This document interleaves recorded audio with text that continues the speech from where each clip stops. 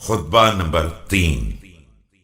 آپ علیہ السلام کے خطبے کا ایک حصہ جسے شقشقیہ کے نام سے یاد کیا جاتا ہے۔ بسم اللہ الرحمن الرحیم۔ آگاہ ہو جاؤ کہ خدا کی قسم فلاں شخص ابن ابی قحافہ نے قمیص خلافت کو کھینچ تان کر پہن لیا ہے، حالانکہ اسے معلوم ہے کہ خلافت کی چکی کے لیے میری حیثیت مرکزی کیل کی ہے۔ علم کا سیلاب میری ذات سے گزر کر نیچے جاتا ہے اور میری بلندی تک کسی کا طائر فکر بھی پرواز نہیں کر سکتا ہے۔ پھر بھی میں نے خلافت کے آگے پردہ ڈال دیا اور اس سے پہلو تہی کر لیا، اور یہ سوچنا شروع کر دیا کہ کٹے ہوئے ہاتھوں سے حملہ کر دوں یا اسی بھیانک اندھیرے پر صبر کر لوں جس میں سن رسیدہ بالکل ضعیف ہو جائے اور بچہ بوڑھا ہو جائے اور مومن محنت کرتے کرتے خدا کی بارگاہ تک پہنچ جائے۔ تو میں نے دیکھا کہ ان حالات میں صبر ہی قرین عقل ہے، تو میں نے اس عالم میں صبر کر لیا کہ آنکھوں میں مصائب کی کھٹک تھی اور گلے میں رنج و غم کے پھندے تھے۔ میں اپنی میراث کو لٹتے دیکھ رہا تھا، یہاں تک کہ پہلے خلیفہ نے اپنا راستہ لیا اور خلافت کو اپنے بعد فلاں کے حوالے کر دیا۔ بقول عائشہ، کہاں وہ دن جو گزرتا تھا میرا اونٹوں پر، کہاں یہ دن کہ میں حیان کے جوار میں ہوں۔ حیرت انگیز بات تو یہ ہے کہ وہ اپنی زندگی میں استعفا دے رہا تھا اور مرنے کے بعد کے لیے دوسرے کے لیے طے کر گیا۔ بے شک دونوں نے مل کر شدت سے اس کے تھنوں کو دوہا ہے اور اب ایک ایسی درشت اور سخت منزل میں رکھ دیا ہے جس کے زخم کاری ہیں اور جس کو چھونے سے بھی درشتی کا احساس ہوتا ہے۔ لغزشوں کی کثرت ہے اور معذرتوں کی بہتات۔ اس کو برداشت کرنے والا ایسا ہی ہے جیسے سرکش اونٹنی کا سوار کہ مہار کھینچ لے تو ناک زخمی ہو جائے اور ڈھیل دے دے تو ہلاکتوں میں کود پڑے۔ تو خدا کی قسم لوگ ایک کجروی، سرکشی، تلون مزاجی اور بیرا روی میں مبتلا ہو گئے ہیں،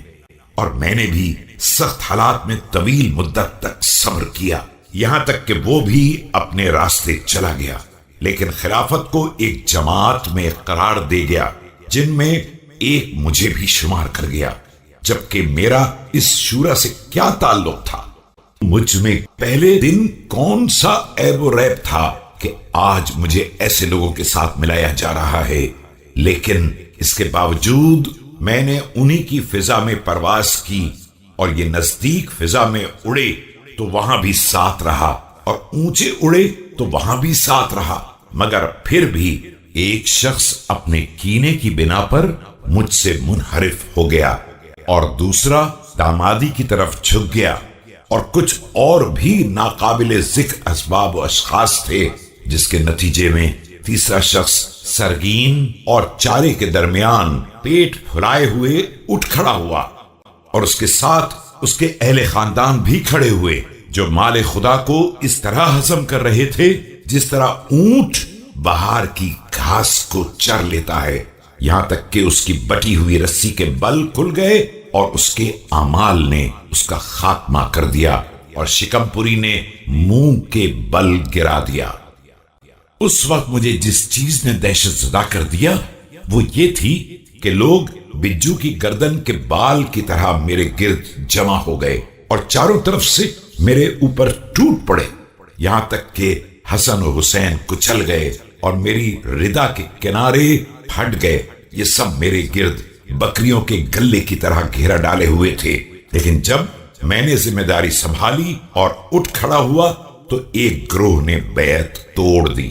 اور دوسرا دین سے باہر نکل گیا، اور تیسرے نے فسق اختیار کر لیا، جیسے کہ ان لوگوں نے یہ ارشاد الہی سنا ہی نہیں ہے کہ یہ دار آخرت ہم صرف ان لوگوں کے لیے قرار دیتے ہیں جو دنیا میں بلندی اور فساد نہیں چاہتے ہیں، اور عاقبت صرف اہل تقوی کے لیے ہیں۔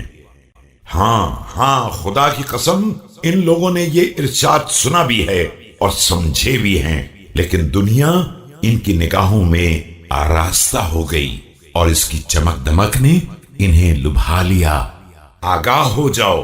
وہ خدا گواہ ہے جس نے دانے کو شگافتہ کیا ہے اور ذی روح کو پیدا کیا ہے، کہ اگر حاضرین کی موجودگی اور انصار کے وجود سے حجت تمام نہ ہو گئی ہوتی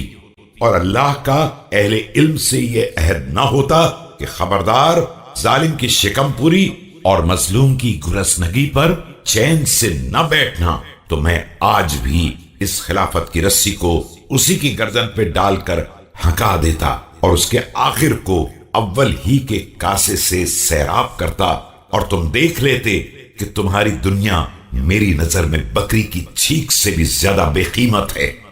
کہا جاتا ہے کہ اس موقع پر ایک عراقی باشندہ اٹھ کھڑا ہوا اور اس نے آپ کو ایک خط دیا جس کے بارے میں خیال ہے کہ اس میں کچھ فوری جواب طلب مسائل تھے۔ چنانچہ آپ نے اس خط کو پڑھنا شروع کر دیا، اور جب فارغ ہوئے تو ابن عباس نے عرض کیا کہ حضور بیان جاری رہے۔ فرمایا کہ افسوس ابن عباس، یہ تو ایک شقشقہ تھا جو ابھر کر دب گیا۔ ابن عباس کہتے ہیں کہ بخدا مجھے کسی کلام کے ناتمام رہ جانے کا اس قدر افسوس نہیں ہوا جتنا افسوس اس امر پر ہوا کہ امیر المومنین علیہ السلام اپنی بات پوری نہ فرما سکے اور آپ علیہ السلام کا کلام ناتمام رہ گیا۔